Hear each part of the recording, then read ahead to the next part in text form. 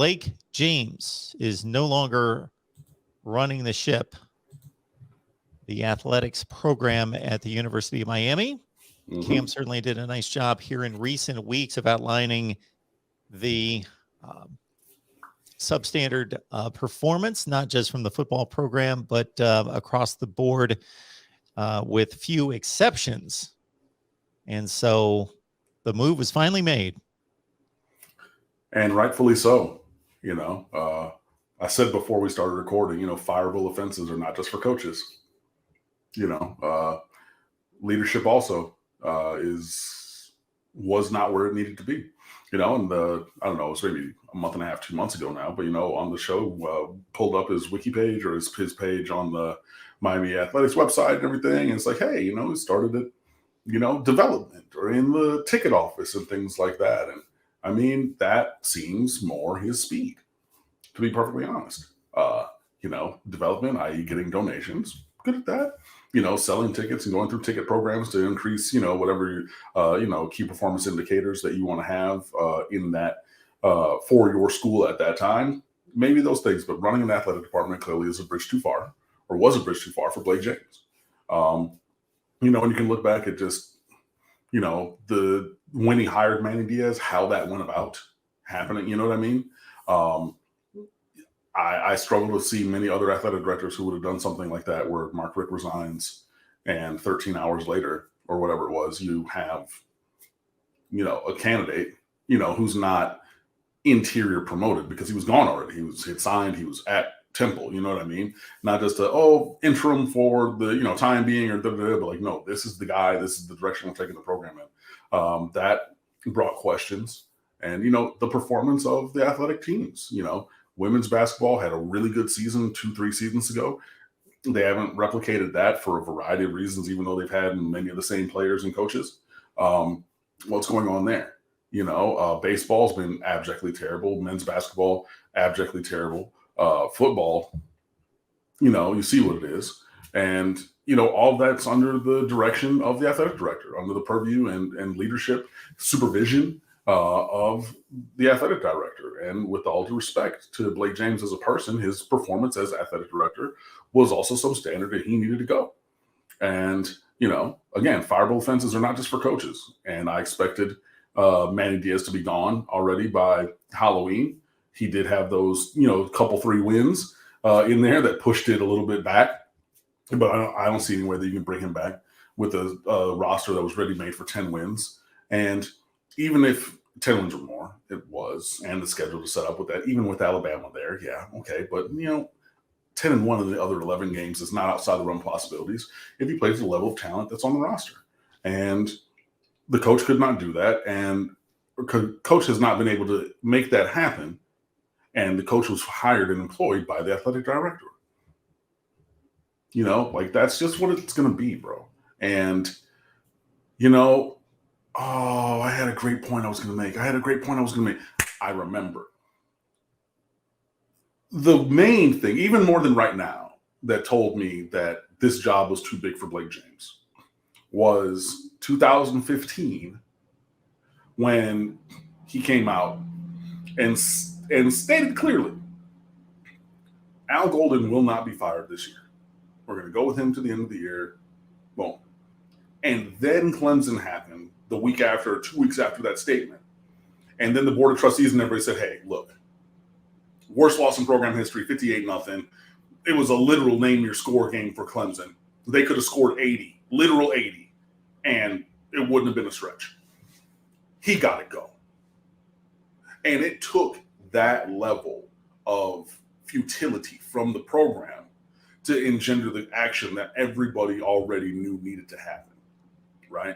Same thing, I believe, with Manny Diaz. He's saying, well, but then again, this year, Blake James comes out, has radio silence, and then pulls that PR stunt bullshit the Friday before the NC State game, trying to distance himself from Manny Diaz. Hey, no, he's on the chopping block and everything because I'm his boss and blah, blah, blah, blah, blah.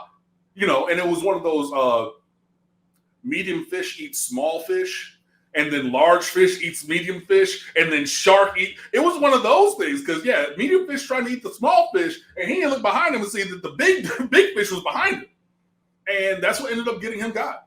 And it was absolutely time and it's absolutely necessary. And again, he, like I, am a Miami Hurricane. I believe he went to the University of Miami. I believe that after that, he elevated through the athletic department, starting in ticket sales and things like that. Went other places before he came back. Hey, fine. And as a person, I hold no ill will. I don't know the man to hate him or anything, but his performance as athletic director did not meet muster. And so he needed to go. And good on the board of trustees and university president to get him gone. And then we can bring somebody in to then find the new coach, because I still am of the clearly stated opinion that Manny Diaz has done in this town. And for everybody who's asking me these last couple of weeks, oh, we won this game, we won that game, have you changed? No. And now everybody wants to be back over here. And who didn't leave? Who hasn't changed their opinion? This guy. That's who. Yeah, recency bias captivates most of us. I won't say all of us, but many of us. Now, when it comes to administrations that run universities that have to deal with athletics, and then by extension, the athletic director who is hired to be solely in charge of that athletic program, and here we deal mostly with football, and that's the revenue generating sport. Mm-hmm. I got to think that there are several benefits or objectives within that could be prioritized in a number of ways. Meaning, you can have an administration, and we all know how difficult it is to win. What are you checking out? Sorry, I'm looking at Vishnu on Twitter. He's live tweeting as I'm going. So he's like, oh, he brought the smug face, and then like, I'm happy and everything. So I'm sorry. I was listening to you though. So the performance of the athletic department. What I'm getting at is basically, it's hard to win at this level. So you have to have buy-in and engagement and focus from all the levels involved.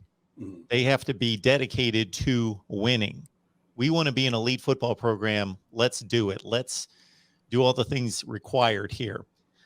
I would think, because not everyone at every university, of course, in these various levels are committed to and care about athletics or care about football, that they look at the football program in particular as a benefit to the rest of the university in various ways. Let's use it as a marketing tool. Let's use it as a revenue stream. Let's use it as a place to gain prestige. So as long as we're making money, 8-4, fine. Nobody's going to get upset. We're 8-4. We're going to bowl games. We get all that ACC network, ESPN, money. We get all the TV money, all the ticket revenue, Sure, if we were competing for a national championship, then we would make a little bit more money, but it's really not worth it. It serves its role. So I would think, I don't know Blake James' background beyond what you depicted, but I would think that you would want an athletic director, most likely, this is just speaking in general, that has an athletics background themselves, meaning they're a competitor. They were a competitor. They have that type of drive and spirit to want to excel on the field, and they have that pride instilled in them beyond this is just a corporation that we run to make money for the university and be just good enough to do that.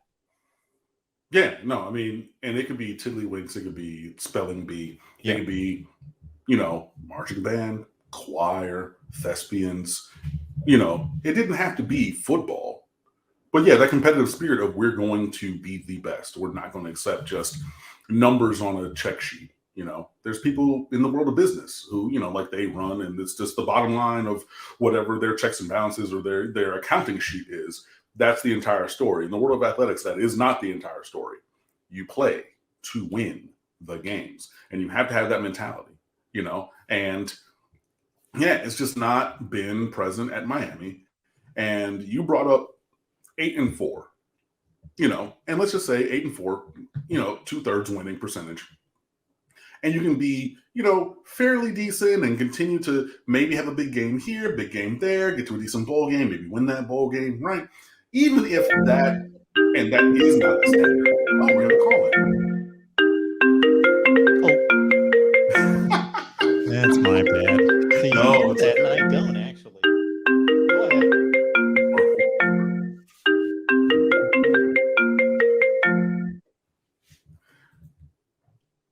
Keep going. Keep going. No, it's okay. I was just waiting. My bad. But even if 8-4, which is not the standard for the Miami Hurricanes, that is not our target stated goal. We're not Wake Forest. And I know Wake Forest, you're saying, well, but Wake Forest. Yeah, look at Wake Forest by season. This is the outlier. This is not this is the exception to the rule of their performance. But they would say, okay, 8-4, and we could do that. And hey, Kentucky, 8-4 every year, we can get up to maybe 9 or 10 wins. That's really changing the program. Miami's been 8-4 or better this year, no. Last year, 8-3. So that's one of the last 2 years.